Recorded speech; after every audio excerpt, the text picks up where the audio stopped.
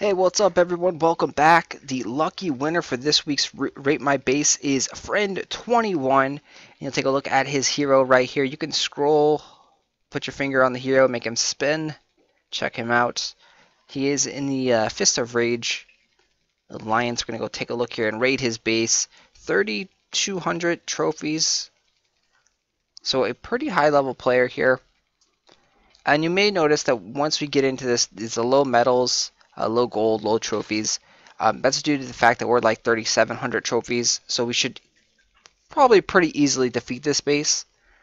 As you get higher up here into the leaderboards, it really comes down to how many morale points you have in your waves. The waves are the things that do the most damage. So you see Arblasters, Gargoyles. If you have like 30 points and you have 8 Arblasters in a wave, or 7, 8 Gargoyles in a wave, or like 3 Ogres in a wave, that makes a huge difference.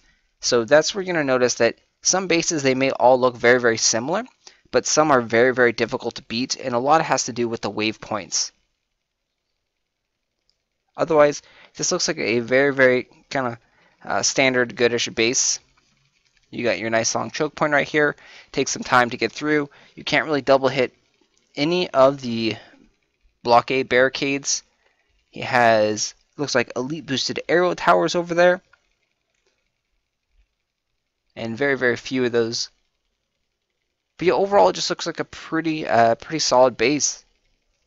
So what's going here? We have shield, Sonic Blast, and Bladestorm, with archers, elite boosted, cannons, and frosters.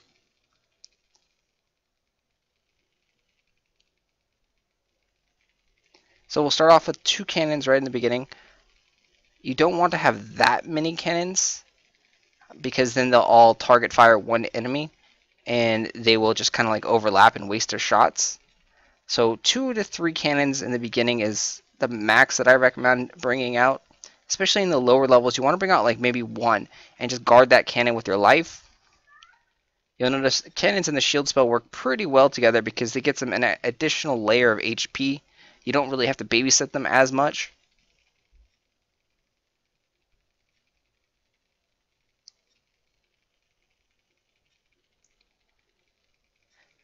When you are using the shield spell, you do want to kind of stay a little bit together with your group.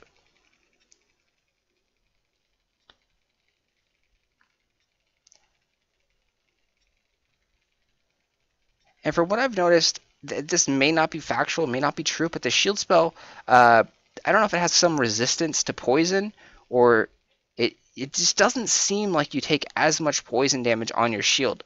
The shield at max level here gives around, I believe it's 2,500 HP, and you can see you can actually sit up in a snake tower with the shield spell on you, and your HP won't drop that much. Whereas if you are just with your hero by yourself and you sit there, my hero has, I believe, around 8,000 HP currently. His HP will drop pretty significantly, and in about 4 or 5 seconds he'll be dead.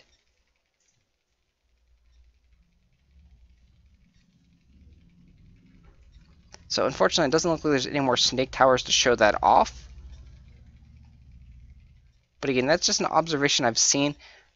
So there may be some hidden weaknesses and resistance on the shield spell. If anyone has any information about that, definitely post it down in the comment section.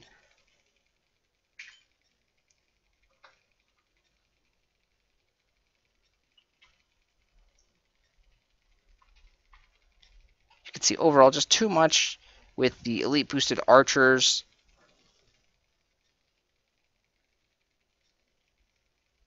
Too much power. The shield spell kept everyone alive. Shield spell on the archers is really nice, especially when they're elite boosted. That gets them around like 5,000 HP, which is quite a bit for a ranged DPS unit. On the bright news for fans of other units besides archers, cannons, they have announced that there's going to be new elite boosts coming soon, and you should be seeing some sneak peeks next week on the Facebook page. So keep your eyes peeled to the Facebook page for the new elite boost. You may see maybe elite boost Arblasters. Who knows? We don't know yet.